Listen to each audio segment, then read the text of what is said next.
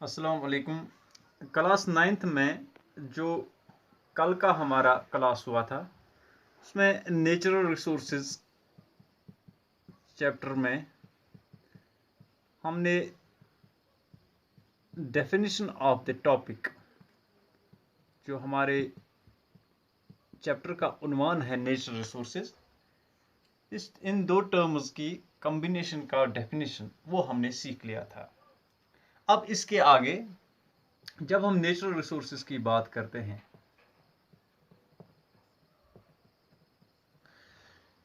जब हम natural resources की बात करते हैं तो हमारे जहन में सबसे पहले ये होना चाहिए, जो कल हमने जान लिया था कि supply, we are being supplied with something. कुछ चीज हमें मिल रही है कहीं से, and that too is held in reserve.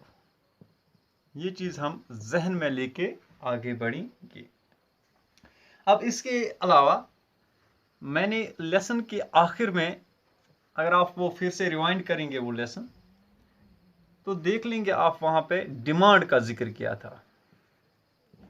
What does it mean demand?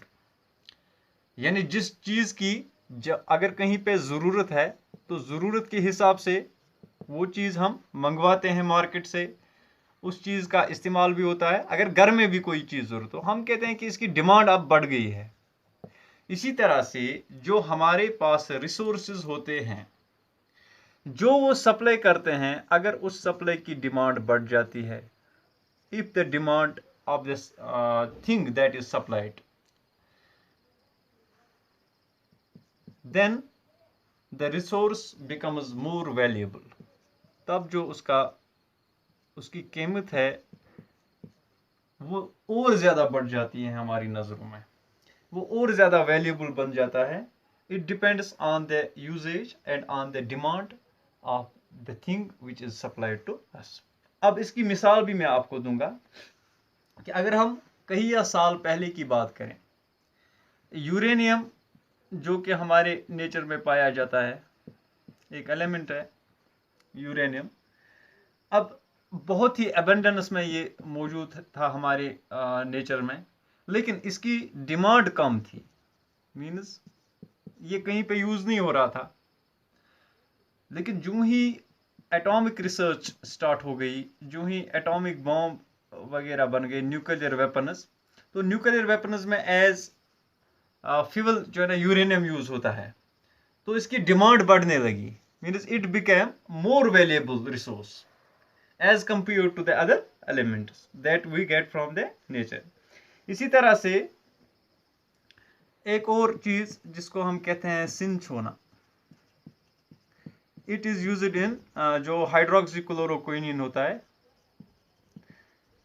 Which is जब मलेरिया के लिए इस ड्रग को कारगर पाया गया, इस एंटीबायोटिक को कारगर पाया गया, तब इस चीज की, चूंकि क्विनिन बनाने में ये जरूरत ये काम आता है, लिहाजा इसकी डिमांड और ज्यादा बढ़ गई। तो जब तक अभी मलेरिया के लिए क्विनिन का क्यूरेबल होना, यानी इसके लिए मलेरिया को क्यूर करने के लिए क्विनिन का जरूरी होना अभी तक दरियाफ्त नहीं हुआ था, तब तक सिंचोना की डिमांड जो है ना वो बहुत ही कम थी। और जब जो ही हमें ये पता चला कि क्विनिन को इस्तेमाल करने के लिए जिस चीज़ की ज़रूरत पड़ती है, अब क्विनिन मलेरिया को क्यूर करने में मदद करता है, तो इस चीज़ की डिमांड बढ़ गई। इसी तरह से अगर हम ले जब हम ऑर्नामेंट्स की बात करते हैं, तो गोल्ड हमारे पास जो एक ऑर्नामेंट्स में यूज़ होता है, सबसे कीमती मेटल है मेटल्स में, जो कि ऑर्नामेंट्स में यूज़ होता है। लेकिन अगर हम कहीं मतलब दुनिया में ऐसी भी जगह है, जैसे कि इंडिया में है एक ट्राइब जिसको कहते हैं ओंगे, ONG, ओंगे हम लिखते हैं, लेकिन ओंग लिखते हैं लेकिन पढ़ते हैं ओंगे। तो ये एक ट्राइब है जो आइलैंड्स है अंडमान एंड निकोबार, तो अंडमान में ये एक ट्राइब है। वो लोग इस गोल्ड का इस्तेमाल करते ही नहीं है। Actually there women don't wear this jewelleries extra.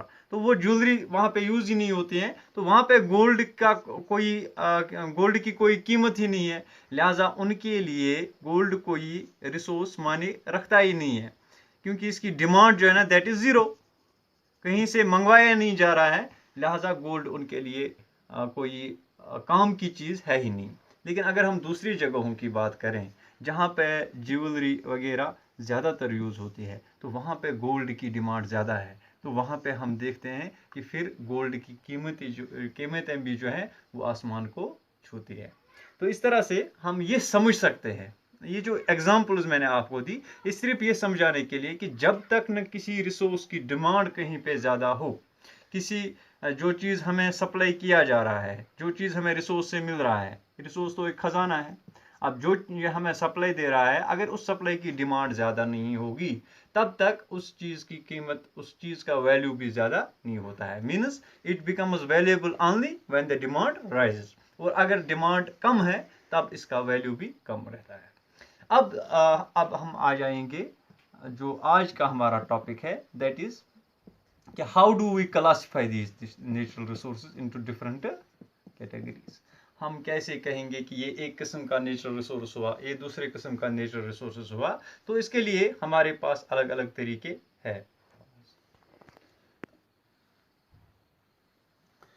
तो डिफरेंट जो तरीके हैं हमारे पास, मुख्तलिफ जो तरीके हैं, जैसे कि हमने लोअर क्लास में पढ़ा था कि कैसे हम मटेरियल्स को डिफरेंट कैटेगरीज के थ्रू, डिफरेंट मेथड्स के थ्रू क्लासिफाई करते हैं, प्रॉपर्टीज़ की बिना पे, या उनकी डिस्ट्रीब्यूशन की बिना पे, या उनके मतलब उनकी ऑकरेंस की बुनियाद पे डिफरेंट तरीक़ों से हम क्लासिफाई करते हैं। तो इसमें भी बहुत सारे तरीके हैं क्लासिफाई करने के, कि हम नेचुरल रिसोर्सेज को किन किन नामों से जानते हैं और कैसे क्लासिफाई करते हैं। तो सबसे पहले हम सीखेंगे कि क्लासिफाई, ताकि जो हम आगे नेचुरल रिसोर्सेज पढ़ें तो फट से हमारे जहन में आ जाएगा कि ये कौन सा नेचुरल रिसोर्स हम अभी पढ़ रहे हैं। तो एक तरीका ये है कि हम क्लासिफाई करते हैं नेचुरल रिसोर्सेज को तीन अलग अलग कैटेगरीज में। एक होता है इनऑर्गेनिक, दूसरा होता है ऑर्गेनिक नेचुरल रिसोर्सेज, तीसरा होता है मिक्सड। अब अगर हम ऑर्गेनिक की बात करें तो इसमें आते हैं तमाम प्लांट्स, एनिमल्स, फ्लोरा फौना जितना भी है पूरी कायनात में, एंड दियर प्रोडक्ट्स, और जो उनसे हमें प्रोडक्ट्स मिलते हैं, ऑल ऑफ देम। और इनऑर्गेनिक में कौन से आ जाएंगे? इनऑर्गेनिक में आ जाएंगे तमाम मेटल्स जो भी दुनिया में है, तमाम जो मिनरल्स है पूरी कायनात में, इसी तरह से एयर, वाटर, सनलाइट एटसेट्रा, जितने भी ये अब लिविंग और नॉन लिविंग अलग अलग हो गए यहाँ पे, ऑर्गेनिक और इनऑर्गेनिक, ठीक है ना। तो अब इसके बाद जो बचता है मिक्सड। मिक्सड का मतलब होता है कि जिसमें ये दोनों मौजूद हों, इनऑर्गेनिक भी और ऑर्गेनिक भी। तो जैसे सॉइल है, अगर हम देखेंगे कि जो सॉइल की जो सरफेस होती है, इसमें दोनों चीज़ें होती हैं। इसमें माइक्रो ऑर्गेनिज्म्स भी होते हैं, इसमें हम माइक्रो ऑर्गेनिज्म्स भी ऐड करेंगे, ठीक है ना। माइक्रो ऑर्गेनिज्म्स भी होते हैं, इसी तरह से कुछ एनिमल्स होते हैं, कुछ एनिलिडा वगैरह होते हैं, और इसके साथ साथ जो मिनरल्स हैं, different types of minerals which are required for plant and human life and animal life, तो वो तमाम मिनरल्स इसी सॉइल में मौजूद होते हैं, जो कि फिर एक प्लांट वहाँ अपनी रूट्स के ज़रिए हासिल करके प्लांट में वो चले जाते हैं। फिर जो भी जानवर या जो भी कोई चीज़ प्लांट को खाएगा उसमें मुंतकिल हो जाएंगे। तो इस तरह से ये एक साइकिल होके वापस इसमें सॉइल में आ जाते हैं। तो मैंने यहाँ पे साइकिल की जिक्र इसलिए की क्योंकि इस चैप्टर में हमें कुछ साइकिल्स भी पढ़ने हैं। और दूसरा तरीका है इन नेचुरल रिसोर्सेज को क्लासिफाई करने का, वो है कि हम इनको पहले दो कैटेगरीज में जो ब्रॉड कैटेगरीज हैं उनमें करते हैं। One is exhaustible and second is inexhaustible. तो अगर हम लिटरल मीनिंग लें इनका, एग्जॉस्टिबल और इनएग्जॉस्टिबल। एग्जॉस्टिबल का मतलब होता है जो कि खत्म हो सकता है, विच कैन वैनिश, खत्म हो सकता है। अगर हम मिसाल के तौर पे लें, एग्जॉस्टिबल की बात करें, जो हमारे पास फॉसिल फ्यूल्स होते हैं, फॉसिल फ्यूल्स जो आपने 8th में अलग से एक चैप्टर में पढ़े हैं, जैसे हमारे पास कोल है, पेट्रोलियम है, इसी तरह से नेचुरल गैस है। हमने वहाँ पे, अगर आपको ध्यान होगा कि क्लास 8th में जो आपने पढ़ा था, वहाँ पे ये देख लिया था कि इन फॉसिल फ्यूल्स को बनने में बहुत ही ज़्यादा टाइम लगता है। लेकिन अगर हम आसपास नज़र दौड़ाएं, हमारी इंडस्ट्रीज़ में, हमारी जो ट्रेन्स है, हमारी जितने भी व्हीकल्स हैं, तो ये तमाम डिपेंडेंट है इन्हीं फॉसिल फ्यूल्स पे, पेट्रोलियम पे, या हमारी मतलब हमारे जितने भी बड़े बड़े कारखाने हैं वहाँ पे कोल इस्तेमाल होता है। इसी तरह से हमारे होम्स में नेचुरल गैस, कंपनीज में, डिफरेंट इंडस्ट्रीज में, फैक्ट्रीज में ये नेचुरल गैस कंटिन्यूसली यूज होता है। और दिन भर हम देखते रहते हैं, हमारे इर्द गिर्द ट्रैफिक चलता रहता है। और फिर जब हम रात को सोते हैं तो कई कंट्रीज में उस वक्त भी दिन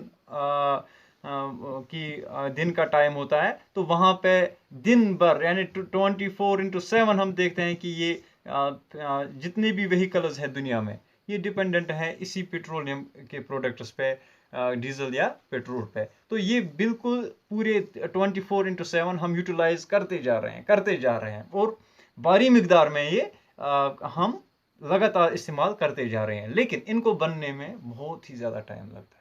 तो हम क्या समझ सकते हैं कि एक दिन ऐसा भी आ सकता है कि अगर हमने इस चीज़ को कंट्रोल नहीं किया, हमने बिना सोचे समझे हम इन चीज़ों को इस्तेमाल करते गए, तो एक दिन ऐसा भी आ सकता है कि ये जो रिसोर्सेज हैं हमारे पास, ये ख़त्म हो जाएंगे।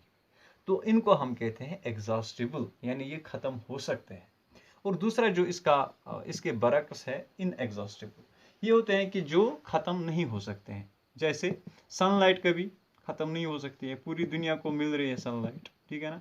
तो हम देखते हैं कि जो फ्यूजन वहाँ पे होती है सनलाइट में, वो आप इंशाल्लाह अगली क्लास, नेक्स्ट क्लास में अच्छी तरह से पढ़ेंगे कि कैसे वहाँ पे हीलियम वगैरह वो बनता है। तो अब वहाँ पे सनलाइट पूरी कायनात को, एक तो पूरी कायनात को मिल रही है, दूसरी कि इसमें कोई एंड नहीं है।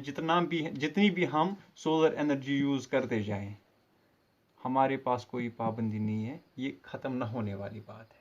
इसी तरह से एयर है हमारे एटमॉस्फेयर में। अब एयर जो है ना, ये मिक्सचर ऑफ गैसेस है।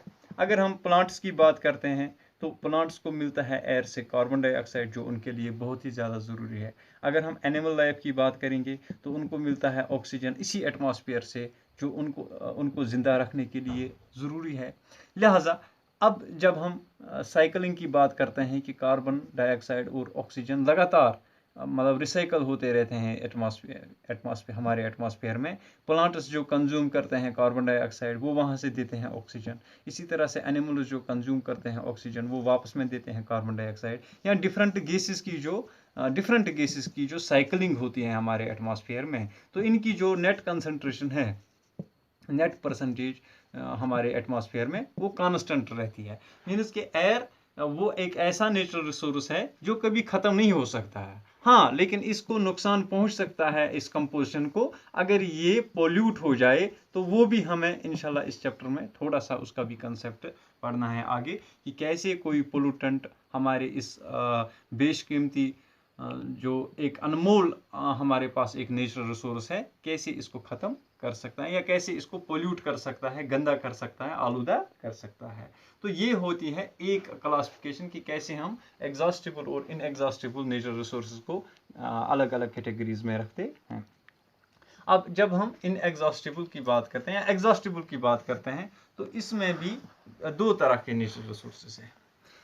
फर्दर जो है ना, जो इसके सब टाइप्स हैं, वन इज कॉल्ड रिन्यूएबल